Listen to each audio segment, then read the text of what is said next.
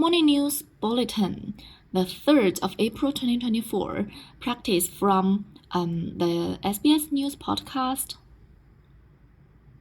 Transcript: Israeli Prime Minister Benjamin Netanyahu described the death of the 7 aid workers as an unintended incident.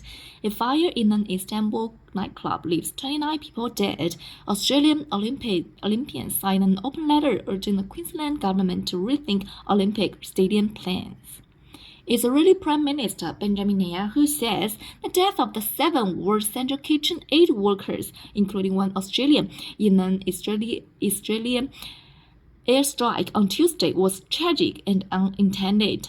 The death of the aid workers has been met with outrage by the global community, with leaders pressing Israel to release information surrounding the incident. Mr. Netanyahu, who spoke after leaving a hospital in Jerusalem following a successful hernia surgery, says such events can occur during times of war. Unfortunately, in the last day, there was a tragic case of forces and intentionally hitting innocent people in the Gaza Strip. This happens in wartime. We are thoroughly looking into it, are in contact with governments, and will do everything to ensure it does not happen again. A fire in a nightclub in Turkey has killed at least 29 people.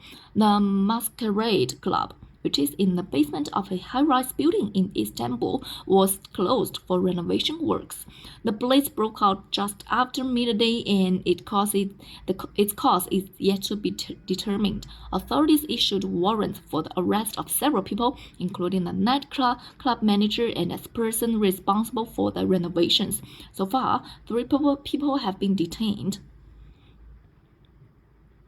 The heartbroken family of Western Australia's first child to die in youth detention hope an inquest will lead to an overhaul of the justice system. 16-year-old Cleveland Dodd was found unresponsive after harming himself inside his cell in a troubled youth wing of a high-security adult prison in the early hours of October 12, 2023. The Indigenous teen was taken to hospital in a critical condition, where he later died, causing outrage and grief in the community.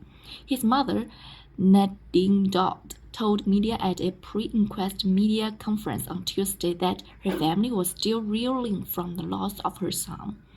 If you or someone you know needs support, call Beyond Blue on 1313 called Beyond Blue on 1-300-224-636 or call Lifeline on 13 11 14.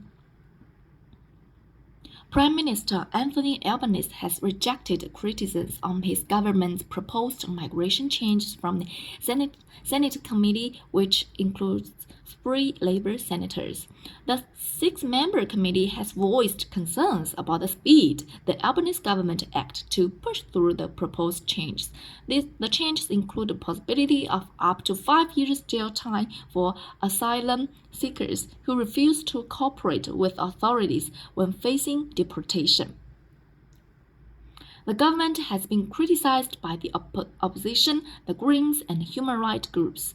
But the Prime Minister says the government position remains unchanged, and he does not intend to change the bill.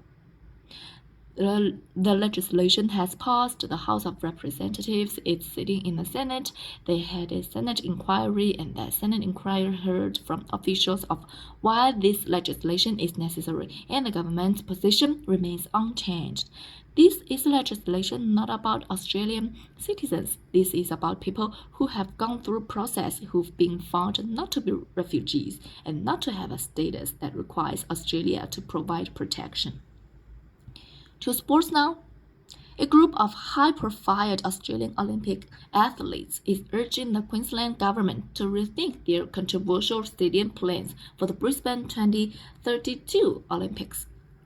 Olympic gold medalist Sally Pearson, Grant Hackett, and Lizelle Jones are the latest among the group of high-profile Olympians and Paralympians to sign their name on an open letter criticizing the government's plans to stage the Olympics track and field events at the Queensland Sports and Athletics Centre. The letter acknowledges the government's desire to get the best value for taxpayers, but says the decision to use the QSAC stadium does not represent that and will have a negative impact on the legacy of the Games.